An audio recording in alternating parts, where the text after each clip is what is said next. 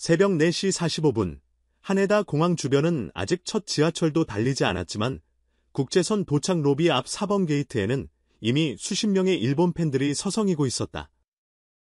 그들은 검은 모직 코트 기대에 작은 푸른 리본을 달고 있었는데 리본 끝에는 빈에서 퍼스트 토큐쇼라는 금박 글씨가 새겨져 있었다. 바람이 종이컵에 남은 커피를 흔드는 소리와 스마트폰 셔터음만이 묘하게 뒤섞인 서늘하고도 들뜬 새벽이었다. 그리고 20분 뒤, 팬들이 기다리던 여인은 한 줄기 별똥별처럼 나타났다. 체크카드색 실버 슈트를 걸친 빈에서 그는 기내 헤드셋 자국조차 정돈하지 못한 채 모아여 고자의 마스를 속삭였다. 그 짧은 목례 하나가 도쿄의 새벽 공기를 전부 뒤집어 놓기 충분했다. 그로부터 36시간 후, 시부야 네키 홀 객석 3,800석은 붉은 물결로 넘실거렸다. 스포트라이트가 켜지기도 전에 일본 팬들은 빈에서 새 음절을 따라 노래처럼 읊었고 첫 곡 달빛 정거장 전주가 흐르자마자 함성이라는 이름의 태풍이 천장빔을 흔들어 놓았다. 그러나 정작 빈에서는 복잡한 현악 편곡 속에서도 한치의 흔들림 없이 미세한 호흡선을 눌러 담았다.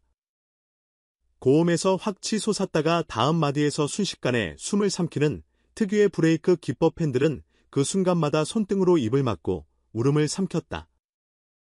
공연이 끝났을 때 관객석 2층 발코니에서는 누가 먼저랄 것도 없이 물결치듯 기립박수가 터졌다.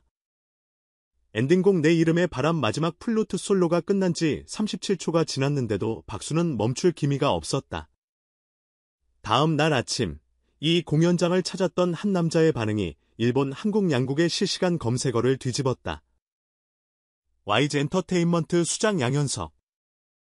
그는 도쿄지사 숙소 로비에서 방금 내가 본 무대는 한마디로 충격이었다고 말했다.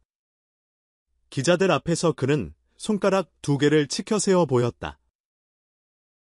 첫째, 가창력만 좋은 게 아니다. 노래를 디자인한다는 표현이 맞다. 둘째, 무대가 끝났는데도 관객이 곡의 여운을 청각이 아니라 체감으로 기억하게 만든다. 그 정도 몰입도를 끌어내는 아티스트는 흔치 않다. 그리고 결론처럼 덧붙였다. 빈에서. 내 손으로 키워보고 싶은 재능이다. 불과 5문장이었다. 그러나 그 파급력은 거대 언론사 헤드라인 10개를 합친 것보다 강했다. YG 안팎은 즉시 들끓었다.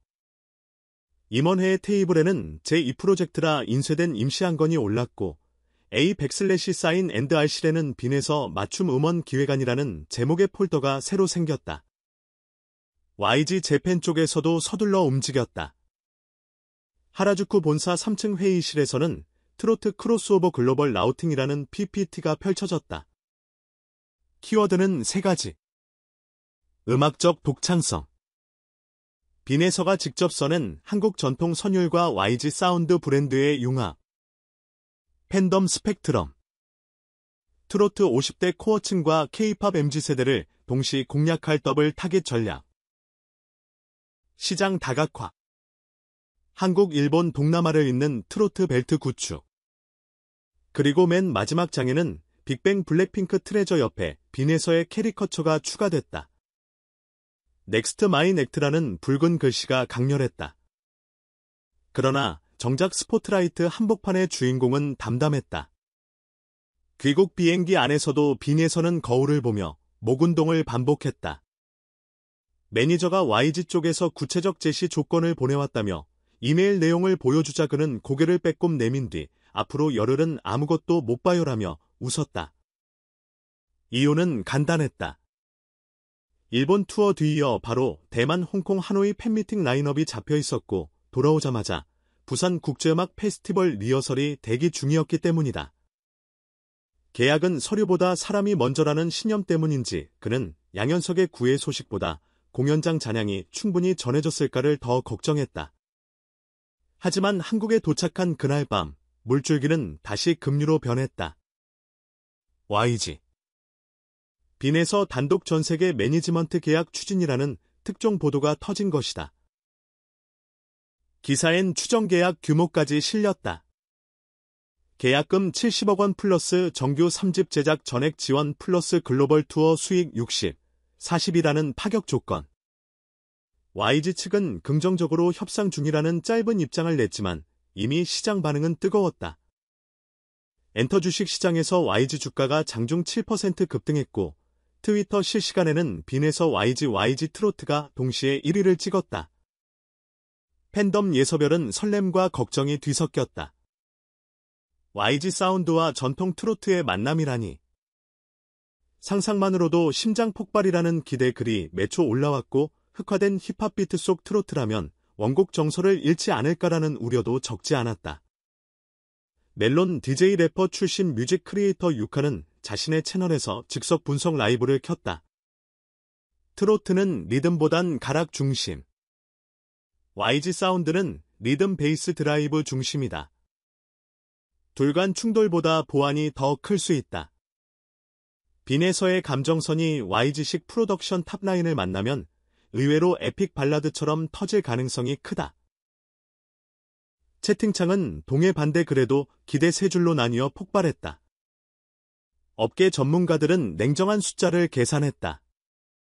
트로트 세계 시장 규모는 여전히 K-팝의 30분의 1 수준이지만 고정 소비층이 탄탄해 리스크가 적다. 특히 일본 대만 동남아에서 성인 가요 라디오 점유율은 20%에 달한다. YG는 이 블랙핑크 투어 인프라를 그대로 활용할 수 있어 초기 투자 대비 회수율이 높다. 게다가 빈에서 특유의 직접 작사, 작곡 능력은 음원 IP 가치까지 올린다. 즉, 저비용 고율 프로젝트.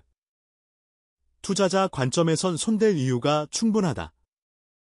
반면 기존 트로트 업계는 거대 기획사의 잠식이라는 불안감을 드러냈다.